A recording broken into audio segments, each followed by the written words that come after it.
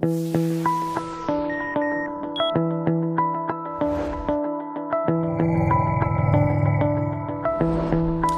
beaucoup. Tout le plaisir est pour moi. D'abord, je voulais vous dire à tous que nous sommes très heureux de vous accueillir à la Fédération bancaire française dans notre grand amphithéâtre pour accueillir la présentation aujourd'hui officielle, je crois, du livre blanc élaboré par le pôle de compétitivité finance innovation qui présente les propositions des fintech pour l'innovation dans la banque de détail. Bon, d'abord, c'est un travail de longue haleine auquel on a beaucoup participé et beaucoup de nos adhérents y ont participé directement et ont contribué, mais aussi et tout simplement parce que, comme toutes les industries, je dirais, mais peut-être un petit peu plus que certaines, l'innovation et le numérique, qui sont l'objet des travaux d'aujourd'hui, sont un sujet fondamental pour les banques.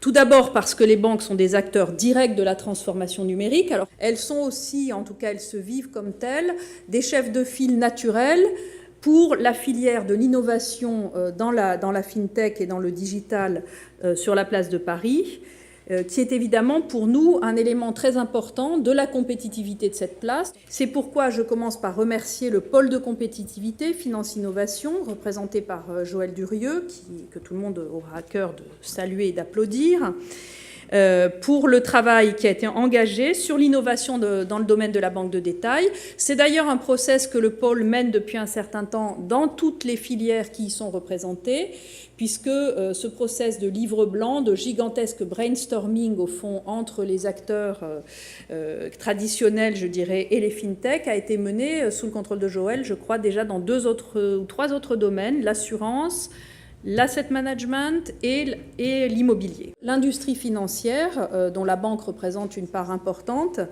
est une des grandes industries, une des grandes filières d'excellence de ce pays, et qu'au moment où ont été mis en place les pôles de compétitivité, assez naturellement, la place financière de Paris s'est mobilisée pour faire partie de ce grand mouvement. 2 chiffres, la contribution de l'activité financière au PIB est de 4,5%, donc nous représentons 4,5% du PIB collectivement, pas uniquement la banque d'ailleurs, l'industrie financière au sens large, et 700 000 emplois directs, dont 370 000 emplois dans la banque. Et au-delà donc de ce rôle direct dans l'économie, évidemment, la finance tout le reste, et donc nous jouons un rôle très important au service du développement de l'ensemble des entreprises, de la croissance et de l'emploi. Le pôle de compétitivité finance innovation a dans notre esprit comme objectif de conforter la position de la place financière de Paris en Europe. Bon, c'est un sujet un petit peu d'actualité, vous le savez, on ne va pas en parler aujourd'hui, mais enfin, avec le Brexit, évidemment, l'enjeu de l'attractivité et de la compétitivité sont particulièrement importants. Et donc le pôle joue un rôle très important, je dirais un peu de tête chercheuse pour un positionnement innovant, offensif en matière de recherche et d'innovation. Alors, quant au livre blanc lui-même, bon, vous l'aurez entre les mains, c'est donc, comme on l'a dit, une démarche collective qui était inédite dans notre secteur, donc c'est en lui-même une innovation, puisque 300 décideurs de la banque, de la fintech et des chercheurs ont été réunis pour contribuer à imaginer, au fond, la banque de détail de demain. 20 domaines d'innovation prioritaires sont d'ailleurs identifiés à ce titre. Alors, nous allons aujourd'hui découvrir ensemble leurs propositions que nos adhérents, comme je l'ai indiqué, je l'espère, examineront avec le plus grand intérêt, ce dont je ne doute pas. D'ailleurs, ils n'ont pas non plus totalement attendu le livre blanc pour le faire. Tout d'abord, sur l'innovation dans la banque, je dirais très rapidement que l'innovation fait partie de l'ADN des banques françaises. Donc ces innovations semblent aujourd'hui totalement naturelles parce qu'elles répondent tout simplement aux besoins des utilisateurs et leur succès est reconnu. Elles s'appuient sur une facilité d'utilisation mais aussi sur une très grande sécurité. Comme vous le savez, je fais une petite parenthèse, c'est pour nous un des enjeux absolument essentiels dans le domaine qui est évoqué aujourd'hui, c'est que l'innovation dans le domaine bancaire, peut-être un peu plus encore que dans tout autre domaine, doit être marquée par une grande sécurité. Notre atout majeur en tant qu'industrie, l'industrie bancaire, c'est la sécurité. Lorsque nos clients nous confient des fonds, nous confient des données, évidemment, ils s'attendent à ce qu'ils soient parfaitement préservés. Et notre objectif dans l'ensemble des travaux qui sont menés à la fois sur le réglementaire, qui sont menés sur l'innovation, est toujours de, évidemment, ouvrir la voie à l'innovation, mais aussi de le faire dans ce cadre de sécurité qui est pour nous tout à fait essentiel. Mais au-delà de ça, donc, on a une véritable accélération de cette numérisation ou digitalisation du monde bancaire. J'y reviendrai puisqu'on a quelques chiffres intéressants de ce point de vue-là. Le cadre réglementaire, lui aussi, a évolué. D'abord parce qu'il permet l'arrivée de nouveaux acteurs. Donc ça sera notamment le cas avec la mise en œuvre de la directive sur les services de paiement numéro 2. Deuxièmement, des contraintes importantes en termes de commercialisation de produits, qui là aussi sont souvent d'origine européenne, avec la directive MIF 1, qui doit s'appliquer au monde digital comme elle s'applique au monde physique, la directive MIF 2, donc un certain nombre de contraintes, y compris dans des domaines qui sont là aussi des domaines dits de sécurité financière très importants pour nous, qui sont les contrôles nécessaires pour la prévention du blanchiment et du financement du terrorisme, sujet où là aussi, évidemment, on approfondit sans arrêt. Et last but not least, évidemment, le client, puisque le client, lui aussi, il évolue comme sa banque, et je dirais même c'est lui qui pousse aussi sa banque à évoluer parce qu'il est multiconnecté, parce qu'il est mieux informé. Les banques, évidemment, s'attachent en permanence à répondre aux préoccupations de leurs clients, à les anticiper et à leur offrir une offre de services qui corresponde au plus près à leurs besoins.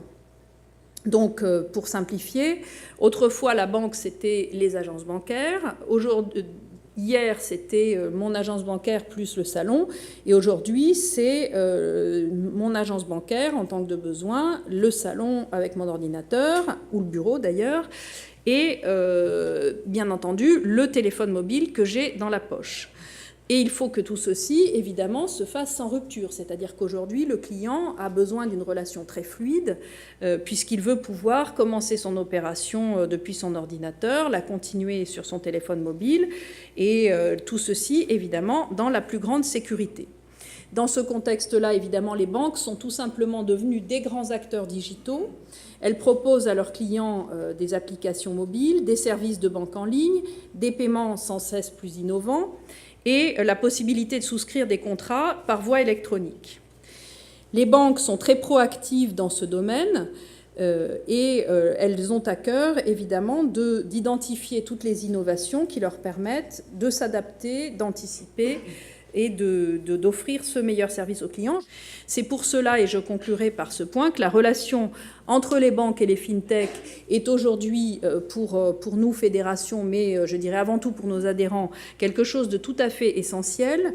Donc, pour battre en brèche quelques idées reçues, les banques ne sont pas contre les fintech, je dirais même qu'elles sont tout contre. Vous avez observé, comme nous, les mouvements de rapprochement qui ne cessent d'intervenir, y compris parfois capitalistiques, mais aussi les partenariats. Donc les banques, elles sont là à la fois pour accompagner les fintech dans leur développement, utiliser et référencer les services qu'elles développent. C'est très important, c'est un des enjeux importants de ce livre blanc, c'est de pouvoir faire en sorte que, je dirais, toute l'innovation foisonnante qui peut se manifester dans la fintech puisse se confronter aux besoins réels clients tels qu'identifiés par les banques et trouver une application. Donc, au total, les banques et les fintech doivent et peuvent travailler et se développer ensemble. C'est notre conviction très forte à la Fédération. Nous pensons que c'est leur intérêt mutuel et que c'est aussi celui de la place de Paris, puisque cet écosystème, au fond, innovant est sans aucun doute une des forces de Paris dans la bataille concurrentielle qui se livre aujourd'hui entre les places financières. Merci infiniment, Marianne, de nous accueillir ce soir. Donc, le pôle de compétitivité, juste, non seulement, évidemment, est là pour encourager, donc, identifier et accélérer la croissance des start-up financières, dites fintech, mais est aussi là, dans le cadre de ce travail, pour encourager des partenariats entre fintech et grands groupes dans un esprit positif, gagnant-gagnant. Et c'est là que le pôle intervient, puisque le pôle est une émanation, évidemment, publique-privée d'intérêt général. Et donc, je le rappelle, le pôle délivre chaque année, à travers 6 comités de labellisation qui est représenté par 6 filières, la banque, l'assurance, la gestion d'actifs, l'immobilier, les métiers du chiffre et du conseil et l'économie sociale et solidaire. Dans ces 6 filières, chaque année, nous délivrons pour ces 6, dans leur globalité, 100 labels, qui sont les projets les plus porteurs, les plus innovants, les plus créatifs, pour aider l'industrie financière au sens large à travers ces 6 filières à relever ces défis, y compris digitaux. Et là, ce soir, vous avez un ouvrage dans lequel non seulement nous vous avons positionné les actuelles fintech qui militent pour une industrie plus, je dirais, compétitive, avec ou à côté des banques, mais aussi donc des pistes d'innovation pour les 10 prochaines années. Voilà. Et donc le pôle, à travers ces labels, encourage toujours plus, via des dispositifs qu'il accompagne, des dispositifs qui sont les incubateurs, les accélérateurs des fonds. Le pôle encourage ces incubateurs, ces accélérateurs, ces fonds à faire croître, faire grandir ces startups, parce que n'oublions pas qu'en France, ce sont les startups qui créent aussi des emplois. C'est dans cet esprit positif que le pôle donc accompagne l'essor, la croissance des entreprises, mais toujours pour la compétitivité du secteur de l'industrie financière qui est effectivement pourvoyeuse d'emplois en France. Je voudrais juste vous dire que les fameux domaines d'innovation prioritaires, qu'on appelle couramment chez nous les DIP, ils vont servir dès janvier, à lancer donc un vaste appel à projets dans toute la France vers les industries, donc les groupes financiers, vers les écoles, vers les labos. Tu l'as dit, Marianne, la recherche est un axe fondamental des projets, puisque nous encourageons aussi les projets R&D.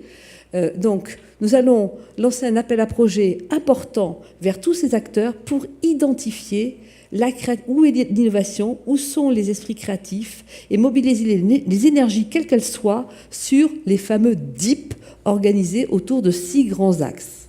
Grâce au fait que le pôle a été moteur dans la création du réseau thématique FinTech au sein de la French Tech, et que le pôle donc, a été retenu comme tête de réseau de la thématique FinTech au sein de la French Tech. Qu'est-ce qui différencie en gros, mais pour aller très vite, la French Tech de la politique des pôles de compétitivité? C'est que la French Tech s'intéresse à toutes les startups, innovantes ou pas, sur tout le territoire, et s'intéresse à faire grandir, évidemment, et là, avec des outils, elle aussi, propres à la French Tech, des outils pour accélérer la croissance des startups en France. Et là, typiquement, nous, le pôle, puisque nous sommes la tête de réseau FinTech donc pour la French Tech, nous allons pouvoir aussi identifier des startups, donc pas forcément disruptives, mais tout au moins créatives sur tout le territoire pour expliquer où va la créativité en finance et typiquement pour la filière banque, comment elle peut aider avec l'ensemble des acteurs de l'industrie bancaire, comment elle peut aider à la compétitivité de la France. Nous allons organiser des rencontres entre les fintech et les banques, d'une part pour apprendre à mieux se connaître, et ensuite à essayer d'identifier et d'accélérer les partenariats ou capitalistiques, ou business, ou académiques, entre ces acteurs que nous aurons identifiés à travers l'appel à projets, et l'industrie bancaire. Et donc, nous pourrons le faire soit chez les groupes bancaires, soit au pôle. Voilà. Et donc, le mot-clé, c'est rencontre, dialogue, construction de parcours, business, technologique, académique. J'en ai fini. Je vous remercie infiniment. Gervais Lorenzi vous remercie tous. Merci Marianne pour cette soirée exceptionnelle autour de ce livre blanc, tu l'as dit, exceptionnel parce qu'il réunit des cerveaux qui ont bien voulu donner leur créativité couchée sur le papier pour vous, pour la compétitivité. Merci infiniment. Merci Madame Durieux, directrice générale de Finance Innovation.